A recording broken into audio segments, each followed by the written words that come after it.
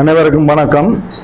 இன்று ஜனநாயக தமிழ் தேசிய கூட்டணியின் மன்னார் மாவட்டத்திலே பிரதேச சபைகள் நகரசபைக்கு தெரிவான அனைத்து உறுப்பினர்களும் இங்கு வரை வந்திருக்கின்றார்கள்.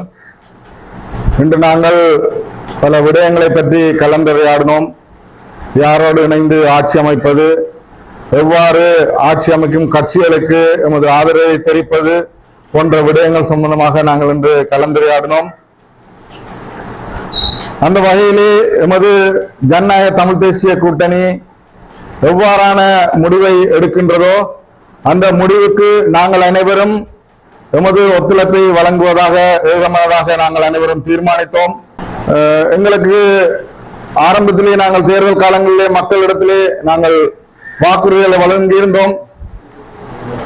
தமிழ் தேசிய கட்சிகளோடு இணைந்து இந்த பிரதேச சபைகளிலே நாங்கள் ஆட்சியை அமைப்போம் என்று இன்றும் எமது உறுப்பினர்கள் அனைவரும், தெரிவு செய்யப்பட்ட அனைத்து உறுப்பினர்களும் அவ்வாறான நிலைப்பாட்டிலேயே நாங்கள் இருக்கின்றோம்.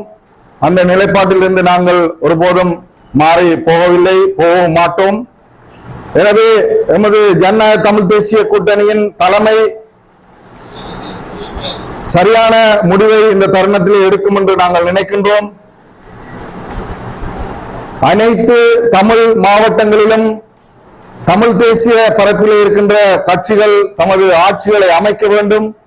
அதற்கு ஜனநாயக தமிழ் தேசிய கூட்டணி உறுதுணையாக இருக்க வேண்டும் என்பது எங்களுடைய நிலைப்பாடு. மன்னார் மாவட்டத்திலே 10,000 வாக்குகளை பெற்றிருக்கின்றோம். அதேபோன்று 13 உறுப்பினர்களை பெற்றிருக்கின்றோம்.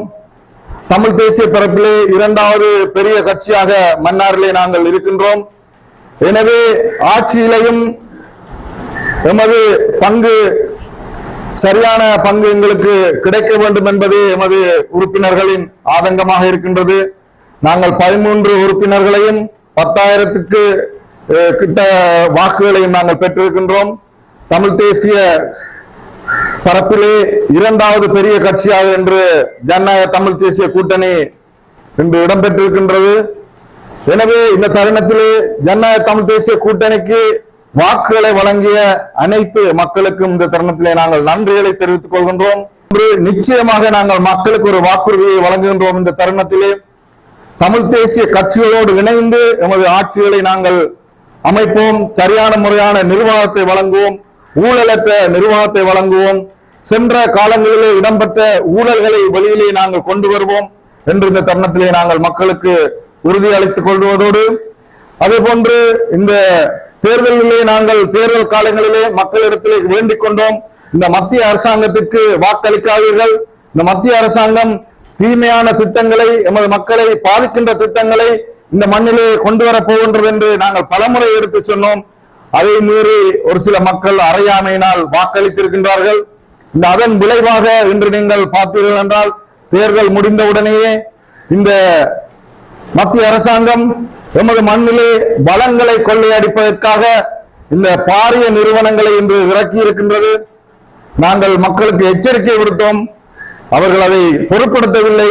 அதன் பலனை இன்று அனைவரும் அனுபவித்துக் கொண்டிருக்கின்றோம். காரணத்திலே நாங்கள் காட்டமாக ஒன்றை தெரிவித்துக் கொள்கின்றோம்.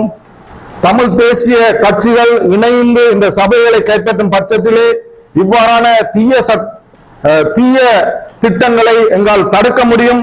எனவே நீங்கள் இதை கருத்தில் கொண்டு உங்களது சுய வெற்றிகளுக்காகவும் சுய அரசியல் நோக்கங்களுக்காகவும் நீங்கள் ஆட்சிகளை அமைப்பதற்கு பல கட்சிகளோடு இணைந்து செயற்படுவதை இந்த தருணத்திலே தவிர்த்துக் கொண்டு மக்களின் நன்மை கருதி, மன்னார் மாவட்டத்தின் நன்மை கருதி, மன்னார் மக்களின் நன்மை கருதி மன்னார் மாவட்டத்தை காப்பாற்ற வேண்டும் என்ற ஒரே நோக்கத்திற்காக நீங்கள் தமிழ் தேசிய கட்சிகளோடு இணைந்து இந்த ஆட்சிகளை அமைக்க வேண்டும் என இந்த தருணத்திலே நாங்கள் உங்கள் அனைவரிடத்திலையும் கேட்டுக்கொள்கின்றோம்.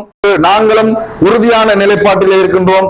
தலைமை எடுக்கின்ற நிலைப்பாட்டுக்கு நாங்கள் உறுதுணையாக இருப்போம் என்று கூறிக்கொண்டு தமிழ் தேசிய கட்சிகளோடு இணைந்து ஆட்சி அமைப்பதற்கு நாங்கள் தயாராக இருக்கின்றோம்.